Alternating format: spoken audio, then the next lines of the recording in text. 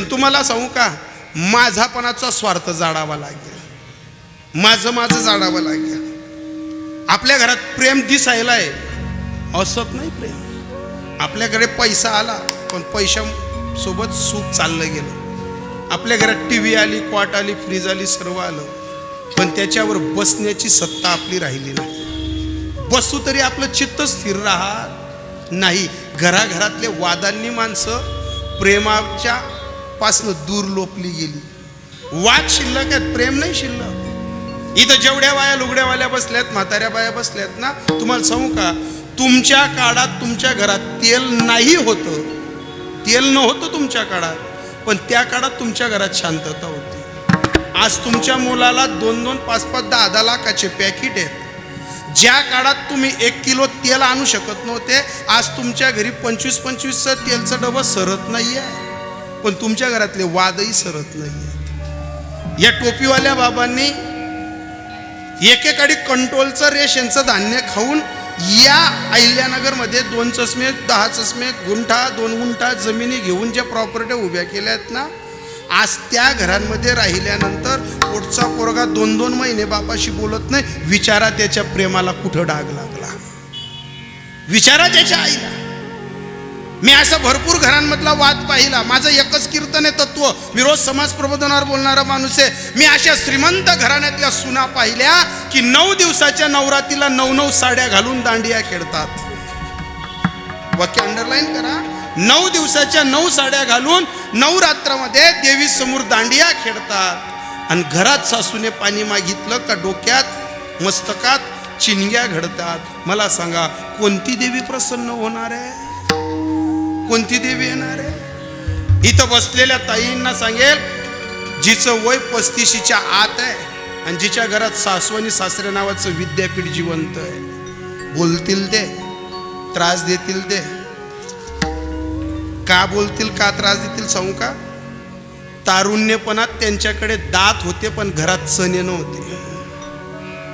आज घरामध्ये चणे आहेत पण त्यांचे दात चालले गेले. इंद्रियांचा, शरीराचा सत्यानाश केला त्यांनी पोरांचा संसार वाढवण्यासाठी. जर त्यांनीही त्यांच्या जिभेचे चोचले केले असते ना, तर त्यांची जीवाची मुंबई झाली असती. पण अनेक तारुण्यपणातल्या आज ज्या बाया म्हाताऱ्यात ना, त्यांच्या मुलाखती घेतल्यात. आम्ही, माझं नाव जरी यूट्यूबला टाकलं ना, 1000-2000 कीर्तनं येतील. आम्ही म्हाताऱ्या बायांच्या मुलाखती घेतल्यात. बऱ्याचशा बायांना आम्ही तो माडी, अगं तारुण्यपणात इतकी राबली, काय गरज होती तुला? ज्या बाईनं कष्टानं संसार प्रेमानं फुलवलाय ना, ती बाई एकच सांगते, महाराज, अरे लोकाची पोरगी घरी आणण्यासाठी घर सारलं, पोतारलं, मातीच्या भिंती उभ्या केल्या. आज सून उभी राहून स्वयंपाक करते, आनंद वाटतो रे. आज सून उभी राहून घर पुसते, आनंद वाटतो रे. आज घरामध्ये अरे दिवा लावण्याच्या अगोदर लाइटिंगचे दिवे आले रे. आज घरामध्ये सर्व सुखसुविधा आल्या. पण या सुखसुविधा आणण्यासाठी माझं रक्त मी सांडलंय, माझे हाडं मी सांडलेले आहेत. आणि ज्या दिवशी घरातली सून भर चौकात, भर ओट्यावर सासूचं नाकाचं पाणी उतरवते ना, त्या प्रत्येक घरातल्या सुनेला एकच सांगतो, तुझ्या सासूनं 4 पोरी 3 पोरं यांचे लग्न जमून प्रपंच ओढताना 2-5 एकर जमीन घेतली आहे. तू एकच मुलाचं लग्न कर आणि 2-4-5 एकर जमीन घेऊन दाखवजो, आणि मग मला सांगतो तुझी सासूला त्रास दिल्यानंतर काय वाटलं तुला, काय भोगावं लागलं तुला. ज्या दिवशी बोलतो ना आपण, मी अशा 1000 बाया पाहिल्या हो, महादेवाला 3-3दा पाणी टाकतात आणि सासूला घरात शुगरच्या गोळ्या देणार नाहीत. काही गरज नाही ते महादेवाला पाणी टाकण्याची. तुम्हाला महादेव म्हणत नाही की तुम्ही 3-3दा पाणी टाकायला या. प्रेमे वनवाडी चित्ती धरू, चित्तात देव धरायचा आहे ना. जिवंत माणसांवर प्रेम करा ना. ज्या माणसांनी सर्व काही हाल अपेष्टा सहन केल्या आहेत त्यांच्यासाठी. अरे निम्मे म्हातारे माणसे असं बसले तिथं की त्यांनी त्यांच्या धर्मपत्नीचा तारुण्यात डोक्यावरचा पदर सुद्धा फोडू दिला नाहीये. निम्मे म्हातारे लोक अशी बसलेत की त्यांनी 50 ते 100दा पत्नीला तारुण्यपणात जोडलं असेल, मारलं असेल. पण जे घर त्यांनी कमवलं त्या घरामध्ये आज जेव्हा सून सांगते ना, तुम्ही गुच्छ बसा, संसार आमचा आहे, तेव्हा वाटतं अंतकरणातलं प्रेम जळलं बुवा. आता प्रेम नाही शिल्लक राहिलं. काय करतात तुम्ही? प्रेमे वनमाडी आणि त्याच्या अगोदरचं सुख सोडा. सावता बाबा काय सांगतात? करोनी दिवाळी काय? दिवाळीच्या अगोदर आपल्या घरांमध्ये एक सुख सोडाणं आणतो, त्याचं नाव आहे रक्षाबंधन. रक्षाबंधन येत आहे ना आता. तुम्ही सर्व म्हातारे लोक आहेत ना, ऐका ना, प्रत्येकाच्या घरी आग लागलेली आहे. कधी नणंद भाऊजाया बोलत नाही तर भाऊ आणि बहिणी बोलत नाही. प्रत्येकाच्या घरी काही ना काही सुरूम लागलेलाच आहे. पण या सावताबाबांच्या संजीवन समाधी सोहळ्याच्या या गणरायांच्या समोर सर्वांना पदर पसरून प्रेमे वनमाडी चित्ता धरण्याचा मार्ग सांगून जातो. करोनी सुखसोडा, ऐका ना, सुखसोडा करून दिवाळी साजरी करायची ना. जाताना फक्त शेवटचा एक मुद्दा घेऊन जाता आहे घरी. दादा, जे काही वाद झाले असतील ना, काही मन मुडले असतील ना, काही आयुष्य जास्त नाही, आपले पक्षी अंगणी उतरती, जे का गुंतवणी राहते. एक दिवस आपलाही वारा वाहून जाणार आहे. पण सांगू का तुम्हाला, जिवंतपणे माणसांना भेटून घ्या, जिवंतपणे माणसांशी बोलून घ्या. ज्या घरात नंदा भाऊजांचं जमत नाही ना, तिथल्या नंदा भाऊजांना एक सांगते, अरे ग, अर्ध्या वयानंतर नंदा भाऊजांचं जमतं, तारुण्यपणातच का जमत नाही तुमचं? अर्ध्या वयानंतर का जमतं? दोघही जण संसारातले भुजलेले असतात. तुमचा आतला अनुभव विचारायला कोणी नसतं म्हणून जमतं तुमचं. जेव्हा दोघांच्या हातात सुना आलेल्या असतात आणि दोघांकडनं तुम्ही भुजल्या जातात ना, तेव्हा जमतं. अगं, नंतर गोड बोलण्यापेक्षा तारुण्यपणात गोड बोला. ज्या दिवशी घराघरातल्या नंदा भाऊजाया हसताना दिसतील ना, त्या दिवशी तुमच्या बापाला, तुमच्या आईला जिवंतपणे वाटेल की याच्यासाठी केला होता हट्टहास. शेवटचा दिवस गोड. मेल्यानंतर शेवटचा दिवस गोड होतो का? मेल्यानंतर, अरे मेल्यानंतर ते फक्त सुत्या तोडाव्या लागतात, तो विसावा नाही आहे. मी जाताना एक सांगेल, ज्या घरामध्ये भाऊ असेल ना, दादा असेल ना, माझा आवाज 35च्या आतली पोरं ऐकत असतील ना, नाही आली असेल आपली बहीण 2-4 वर्षापासून आपल्या घरी, नाही बोलली असेल आपली बहीण, जमत नसेल आपल्या पत्नीचं तिचं, हे दादा ऐका रे, पण आता रक्षाबंधन येते ना, लावा आपल्या बहिणीला फोन, तायडी ये ना ग, तुझ्याशिवाय चित्त नाही लागत घरी. तुम्हाला सांगू का दादा, वयस्कर मायबापांसमोर बसून आहे ना, फक्त त्यांच्या पोरीला फोन लावा आणि एवढंच सांगा, दिदे ऐ तायडी, माझी बाची पण घेऊन ये, माझ्या बाचा पण घेऊन ये, आणि यावर्षी आपण रक्षाबंधन जोरात साजरी करू. तुम्हाला सांगू का, ज्यांना ज्यांना संधिवाद असेल, ज्यांना ज्यांना शुगर असेल, ज्यांना ज्यांना BP असेल ना, जी माय आणि बाप गोड्या खाते ना, तुमची त्या दिवसापासून गॅरंटी घेतो तुम्हाला गोड्या लागणार नाहीत.